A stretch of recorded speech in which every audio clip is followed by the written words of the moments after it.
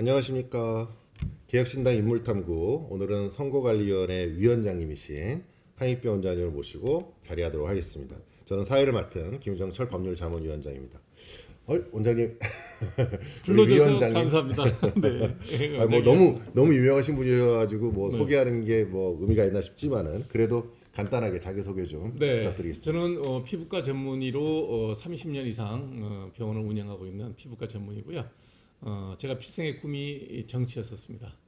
그렇지만 이러고 저러고 나이가 들다 보니 정치에 직접 참여할 수 있는 기회는 이미 지났고 이제는 젊은 분들이 정치를 하는데 뒤에서 물 떠다 나르고 박수치는 치어리더나 응원단의 역할을 하고 있습니다. 기꺼이 하고 있고 편하지 않는 일이지만 우리 미래 젊은 세대들이 미래도 아닙니다. 이제 가까이 와 있습니다. 그분들이 세상을 이끌어갈 수 있는데 작은 주춧돌이 될 수 있도록 아니면 조그마한 조약돌이 될 수 있도록 뒤에서 박수치고 응원하는 일을 하고 있습니다. 물론 당연히 개혁신당을 응원하죠. 그 위원장님 어떻게 보면 이 개혁신당 이렇게 작은 정당이 처음 출범할 때부터 사실은 관여를 하셨지 않습니까? 네. 공천 관리도 하시면서 네. 그때. 정말 공정하게 좋은 분들을 공천했었습니다. 네. 자부할 수 있는 건 비례가 특히 우리가 공천이 참 좋았는데 1번부터 10번까지 다 되셨으면 지금 국회 모습이 지금보다 훨씬 나을 겁니다. 그러니까 위원장님 어쨌든 그 초기에 그렇게 이제 이렇게 유명하시기 때문에 사실 양대 거대 정당에서 워낙 러브콜도 많으셨을 텐데 네. 이 작은 정당의 출범 때부터 이렇게 같이 참여하셔가지고 하신 어떤 계기나 이유가 있을까요? 그러니까 제가 말씀드린 대로 저는 현실 정치에서는 제안은 여러 번 있었죠. 네. 있었는데 그러기에는 준비가 덜 돼 있었고 개인적인 일만 계속 해왔으니까 그래서 누군가를 돕는 일을 하는 게 지금의 내 나이에는 어울리는 일이다라고 생각하고 좋은 초대를 거절을 하고 개혁신당에 이렇게 밑에 주춧돌 밑에 조약돌 역할을 하고 있습니다. 뭐 사실 저도 개혁신당에 입문하게 된 게 네. 우리 위원장님 때문이기도 하고 사실 지금 좋은 외부 자문위원님들도 구성된 것이 사실은 위원장님의 큰 공헌과 역할이 있었다고 저 알고 있습니다. 정말 개혁신당이 정말 중요한 역할을 하고 계신다고 저는 생각을 하고요. 어떻게 위원장님께서 생각하시는 어떤 또 지금 현재의 가장 또 시급한 문제라든지 또 현안 뭐 이런 것들은 어떤 게 있을까요? 정말 지금 상황을 좀 어떻게 비유를 하면 좋을지 모르겠는데 위기하고 기회는 동시에 옵니다. 네. 근데 사실 국가적인 위기죠. 현직 대통령의 임기가 중간에 중단된다는 게 이게 어떤 개인적 정파적 이익으로 따지면 그 자리를 노리고 있던 그런 야비한 세력들의 입장에서는 신난다라고 얘기할 수 있지만 저는 이런 불행한 일이라고 봅니다. 이게 위기죠.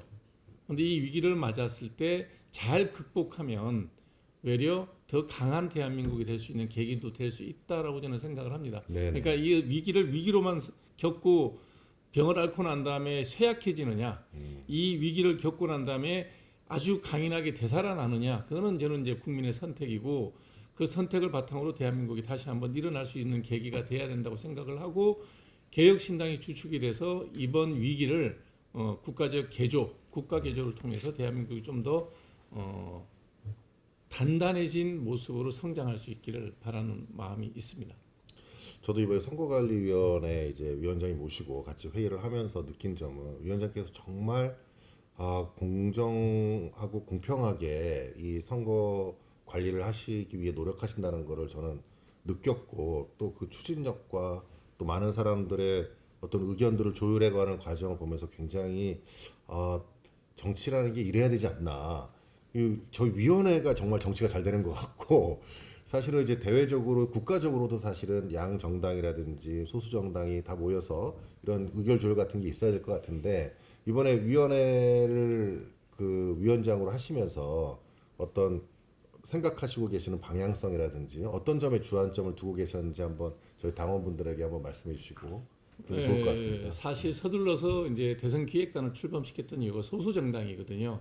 저희들이 너무 작은 정당에서 큰 선거를 치러야 되는데 대선 후보를 내지 못하는 정당이라면 정당으로서는 사실 존속 가능성이 없어지는 거죠. 그래서 서둘러서 대선 기획단이라는 걸 기획해서 주변에 좋은 분들을 좀 영입하는 게 기본 목적이었고 그래서 보셔서 아시겠지만 지금 우리 당원분들이 보시면 굉장히 친숙할 거예요. 흔히 말하는 나이 드신 분들이 보면 뭐하는 친구들이야 그럴 수 있지만 근데 영입 과정 중에서 제가 연락을 해봤을 때 참 재밌었습니다. 왜냐하면 저는 20대는 제가 교류가 거의 없기 때문에 30대, 40대, 50대, 60대까지 제가 컨택을 했거든요. 네. 근데 50이 넘어가는 분들은 60은 아예 거절을 하고 50이 넘어가는 분들은 망설이고 40대, 30대에 지금 참여하신 분들은 다 40대, 30대잖아요. 네네네. 이분들은 제가 뭘 도와드리면 되죠? 라고 딱 그 뭐 카톡에 답이 그렇게 오는 거예요. 그래서 변화의 욕구가 굉장히 강하구나. 그리고 50대만 해도 기성세대구나. 저는 5자 그리는 분들은 망설이는 기성세대, 6자는 굳은 기성세대, 3, 40대는 변화를 갈망하는 세대라고 저는 생각을 하고요.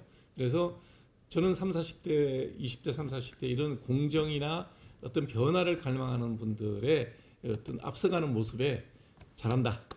박수 치는 역할, 혹시 목마르면 물 좀 갖다 주는 역할, 이런 일을 제가 열심히 한번 해볼까 합니다.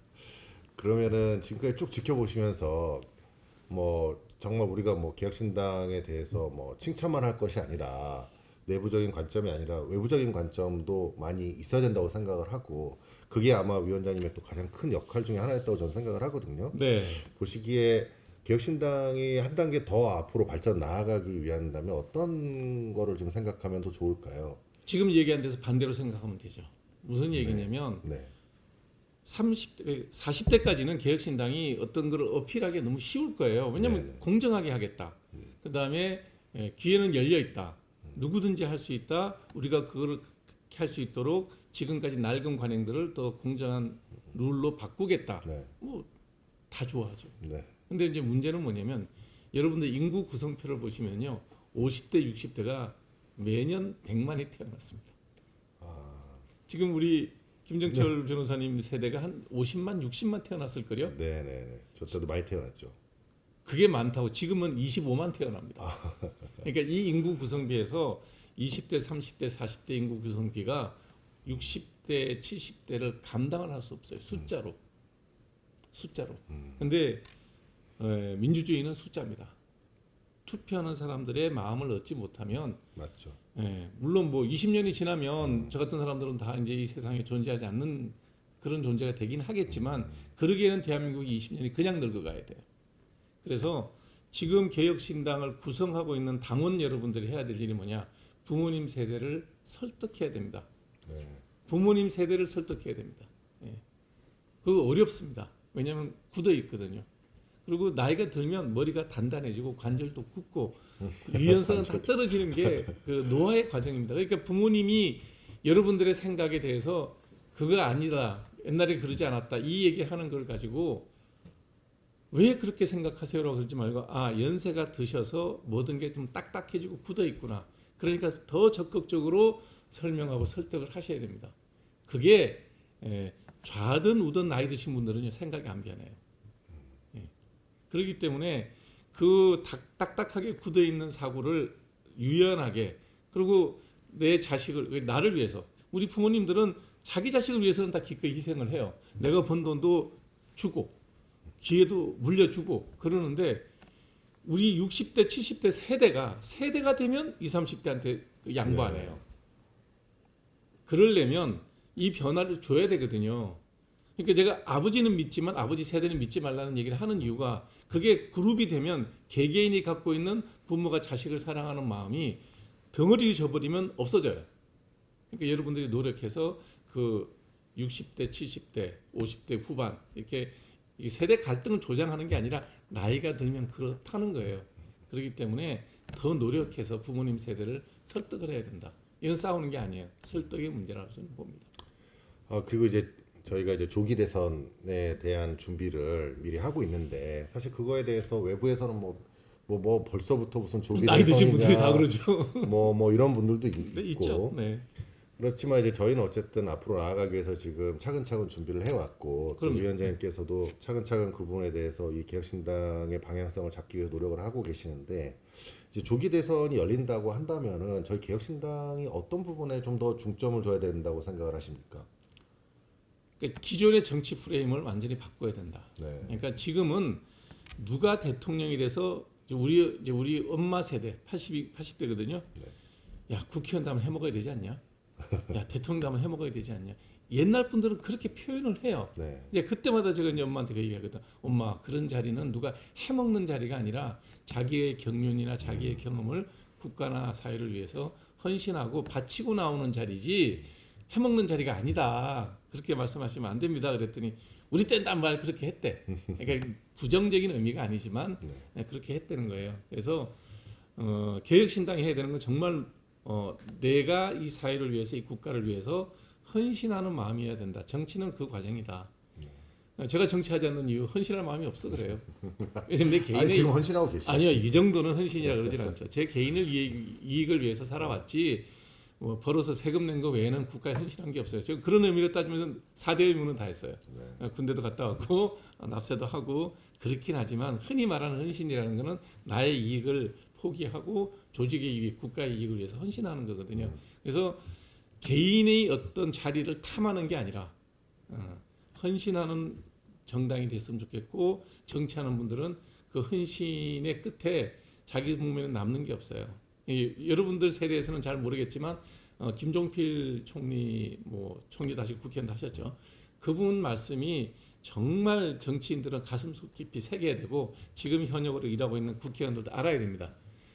누가 기자분이 물어봤어요. 김종필 총리한테 정치란 무엇입니까? 그랬더니 허업이다 그랬어요. 무슨 뜻일까요? 허자가 빌허자예요. 아, 헛되다는 거예요. 네, 헛되다. 허업이라는 거예요. 옛날에는 기업인은 실업인이라 그랬어요. 네. 실 열매를 맺는 업을 가진 사람이다. 그게 기업인이에요. 네. 지금 우리 뭐 전문 경영인, 경영인, 네. 기업가 이렇게 표현하는데 옛날에는 실업인이라 그랬어요. 허업이라는 말은 없었던 단어고 이제 김종필 총리가 처음 한 얘기죠. 정치라는 거는 끝나고 나면 손에 아무것도 안 남아야 정치를 제대로 한 거라는 거예요. 아, 나의 실 그게 이제 대개는 요즘은 재화 돈이죠. 네네네. 그게 남는 일은 실업이에요. 그런 의미로 따지면 저는 실업을 한 사람이고 네.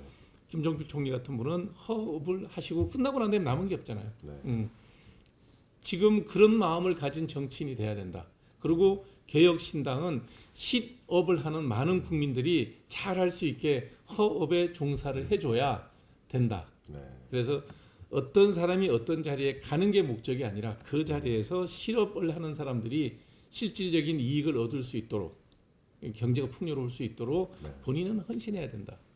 저도 요즘 보면 너무 이제 청년 세대가 외면당하고 너무 어려워서 그런지 몰라도 전 세계적으로 꼭 우리나라만 그런 게 아니더라고요. 민주주의하는 나라가 다 그러죠. 전 세계적으로 극우 세력들이 굉장히 지금 어떤 세력이 확장이 되면서 거기에 젊은 세대들까지도 거기에 많이 관여하고 우리나라도 지금 사실은 탄핵 사태가 되면서 젊은 친구들까지도 굉장히 그런 부분에서 저는 제가 생각하는 제 개인적으로는 개혁신당의 어떤 중도의 입장에서 어떤 중심을 잘 잡아야 되는 상황이기 때문에 개혁신당이 이 중도 영역을 확장해야 된다고 생각을 하거든요.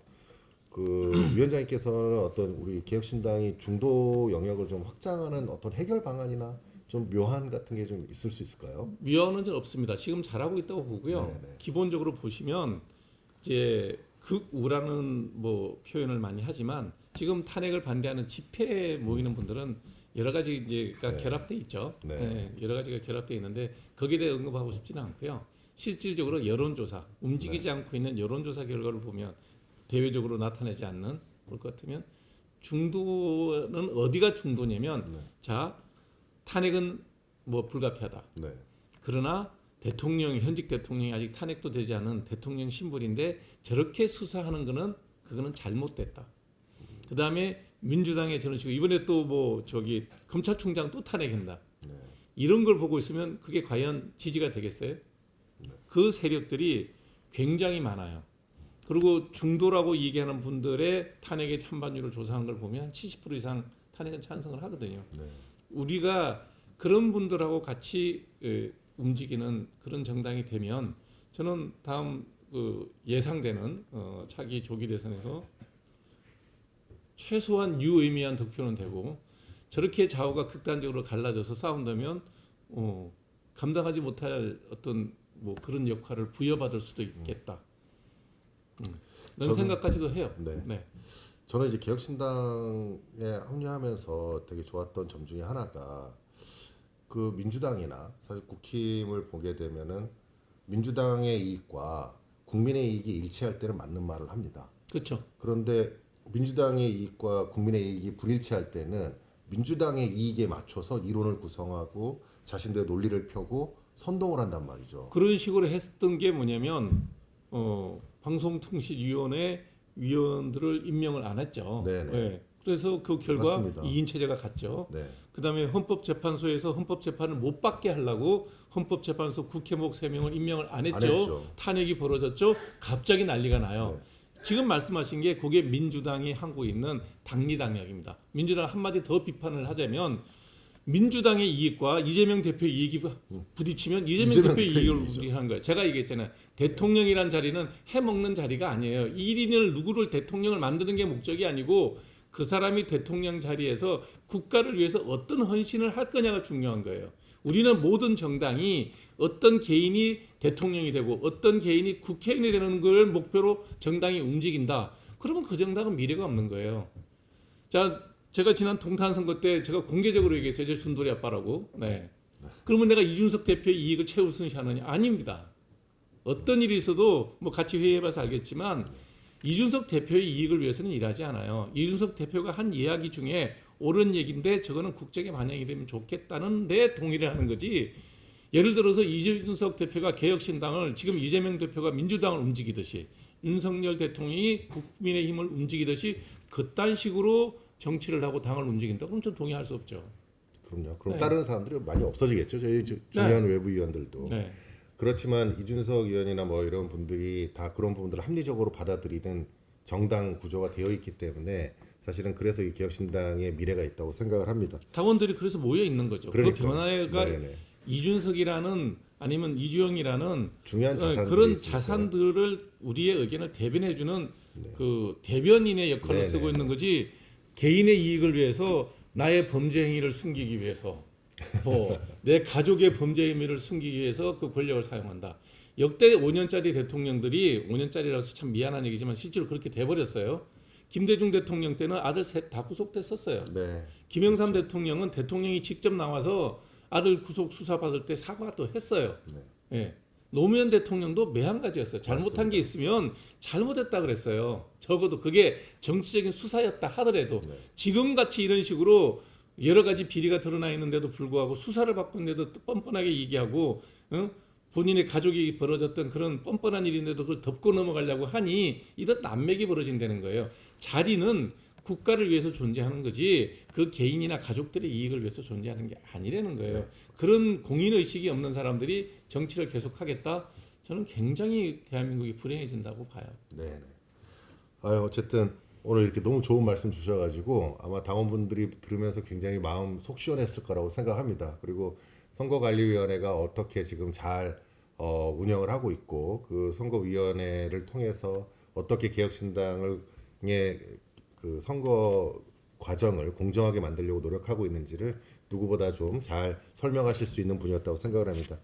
지금까지 우리 인물탐구에서 우리 선거관리위원회 위원장님이신 하인표 원장님을 모시고 이야기 나눠봤습니다. 오늘 소중한 자리 함께 나누셔서 너무 감사합니다. 네, 초대해서 고맙습니다. 고맙습니다. 개혁신당 화이팅! 화이팅!